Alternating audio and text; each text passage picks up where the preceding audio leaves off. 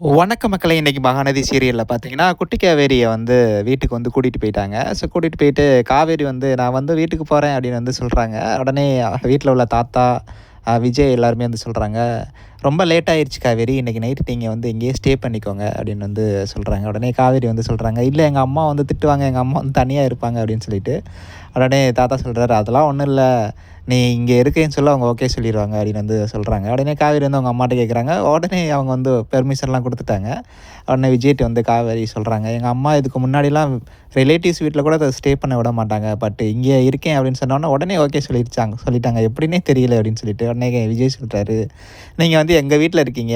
சேஃப்டியான place. நாங்க உங்கள நல்லா பார்த்துப்போம் அப்படிங்கிற நம்பிக்கையில தான் வந்து அவங்க ஓகே சொல்லியிருக்காங்க" அப்படின்னு சொல்லிட்டு விஜய் வந்து சொல்றாரு. அதுக்கப்புறம் வந்து குட்டி காவேரி வந்து கத்துறாங்க, "என்னைய விடுங்க விடுங்க" அப்படின்னு சொல்லிட்டு தூக்கத்தில கத்துறாங்க. எல்லாரும் அங்கே ஓடி போயிடுறாங்க.